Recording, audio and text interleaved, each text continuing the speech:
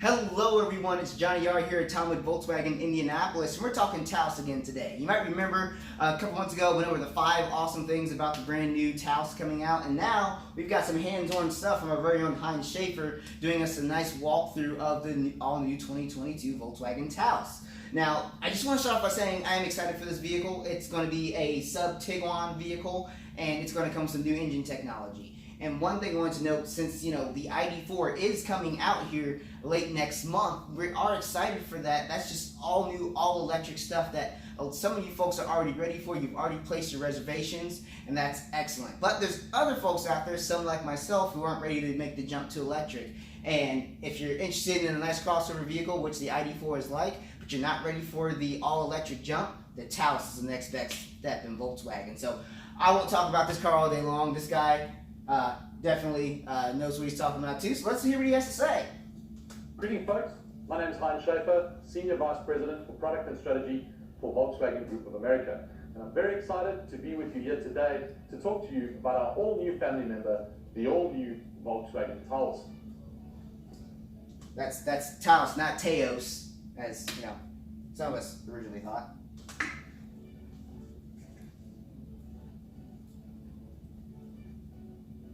Now the compact SUV segment is still one of the largest and one of the most fiercely competitive segments in the United States today. And it's for this reason that we've introduced the Volkswagen Taos to do battle in this segment alongside its larger sibling, the Tiguan.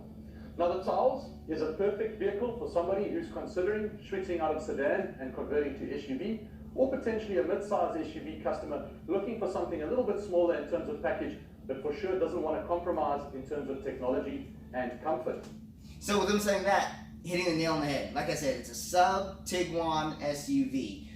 So that means while it's going to be sitting below the Tiguan in size, it's still going to have a lot of the same creature comforts and features that are available on it. The Taos makes a bold first impression.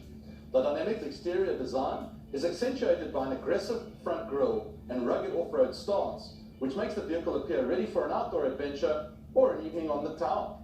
In terms of lighting, the vehicle is equipped with standard LED headlights and available front LED light bar, along with adaptive front lighting system.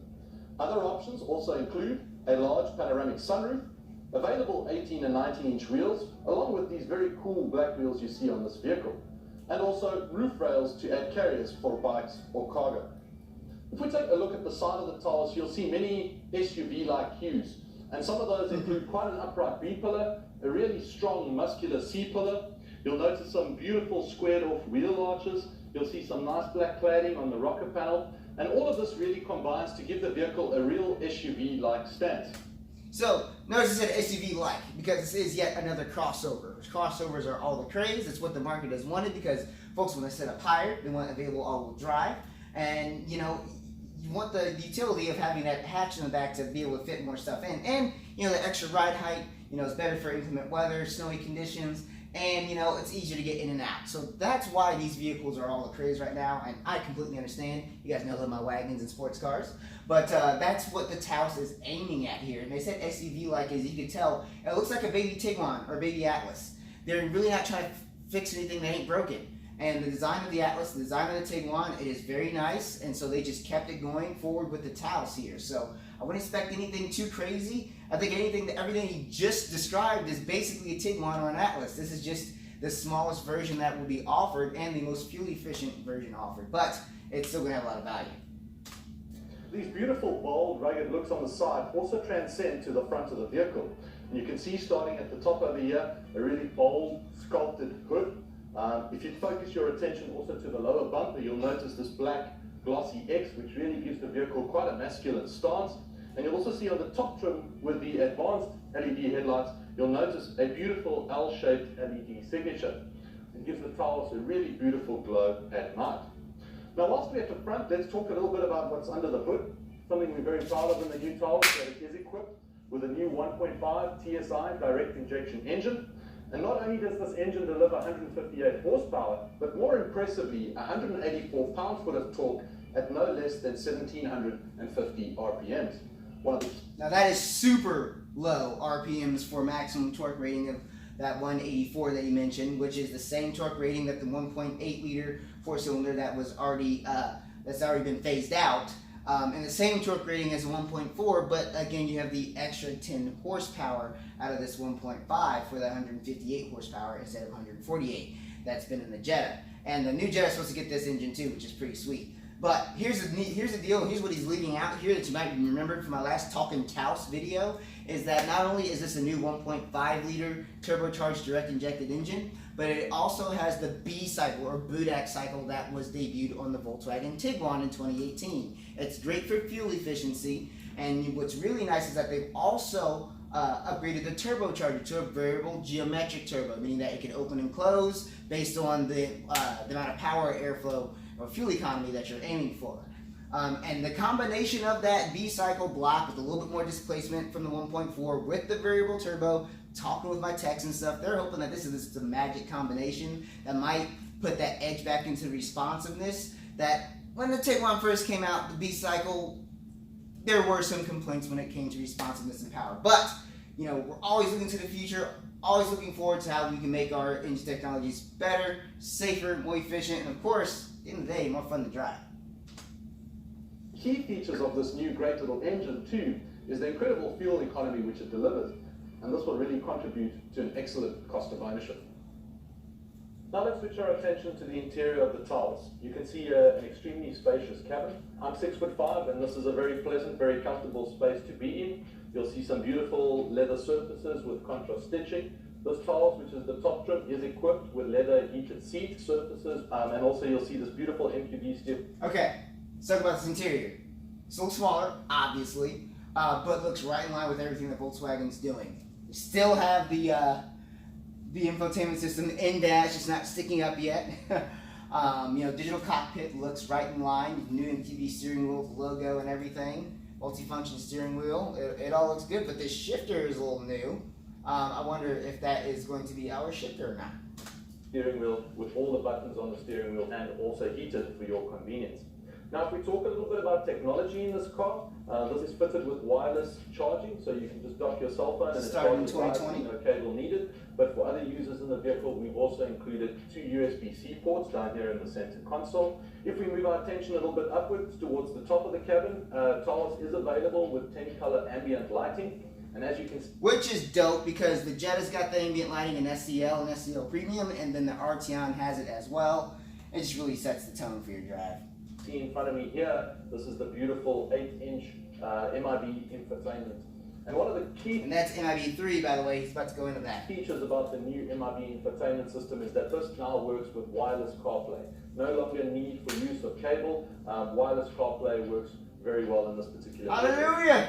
One of the other features I think we're extremely proud of in the new Taos is that it comes standard with a digital cockpit and connected. Okay, now let's talk about that digital cockpit. Right now, we're in the top level Taos, and just objectively speaking here, it's really awesome that they're making a digital cockpit standard.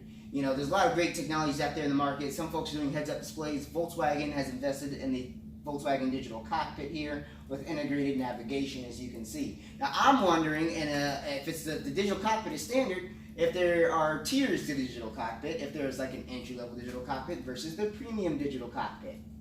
We shall see. Is also available in the Taos for a period of 5 years. And for those who enjoy a little loud music, we also have an available Beats radio system. Beats instead of Fender. Now the new Taos is available with a suite of advanced driver assist features, including forward collision warning with autonomous braking, active blind spot monitor, adaptive cruise control with stop and go feature. We also include high beam light control. We also have lane keeping system, travel assist, emergency assist, dynamic road sign display, and also rear park distance control. All of these technologies have been in the Volkswagen lineup for years now, and now coming under the banner of IQ Drive as level 2 driver assistance. Pretty sweet. Ooh, I did not mean to make that pun, by the way. Now one of the big features of the Taos is that it's got one of the longest wheelbases in the segment.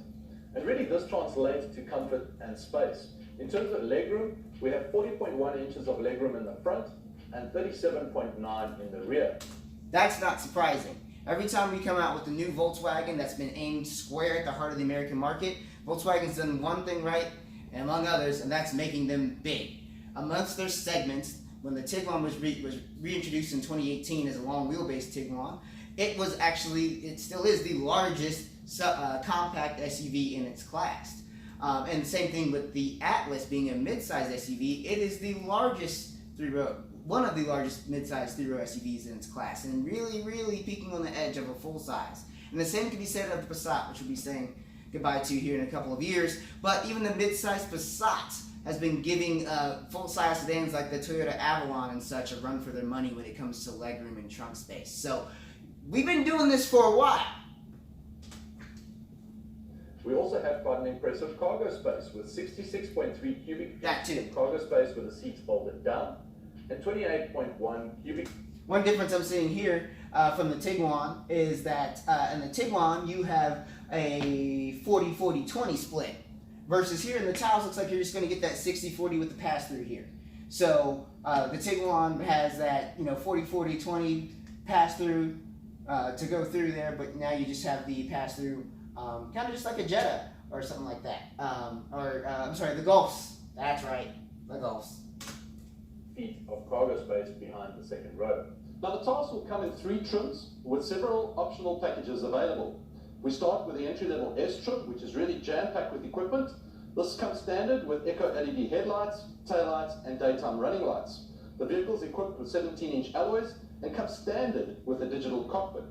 The vehicle also has a 6.5-inch touchscreen with App Connect, Kessie Go push-button start, and also optional on this vehicle is the IQ Drive and all-weather packages. If we focus our attention to the second trim, our SE trim, this vehicle is upgraded with 18-inch alloy wheels, as well as leatherette cloth seats. The vehicle also gets an 8-inch MIB3 touchscreen infotainment, wireless App Connect, and wireless charging. The vehicle also comes with remote start and has the following available packages. So these packages, you can see panoramic sunroof here, IQ Drive package with the advanced driver assist package suite, and 18-inch black wheels. I want to call attention to this all-weather package here. I wonder if that's mats, if that's heated seats, if it's possibly even a heated steering wheel that would be optional in an entry level. That last one's pretty wishy-washy, but I don't know what that is yet, and I'm pretty curious. Panoramic sunroof, IQ Drive package, and 18-inch black Lagomera wheels. Last but not least, our top trim, the SEL, is equipped with 19-inch alloy wheels. What? The SEL is the top, not SEL Premium? That's different. If this wheel only coming out with 3 trim levels, this would be like the least trim levels any Volkswagen is coming out with since well, maybe the Arteon now, since they've streamlined that, but still. On the all-wheel drive version, and 18-inch black Lagomera wheels on the front-wheel drive version. The vehicle is also upgraded with ventilated front leather seats, navigation, and an illuminated front grille. Last but not least, our SEL gets a heated steering wheel and is available with Beats audio. So there you have it, ladies and gentlemen, the all-new model year 22 Volkswagen Taos.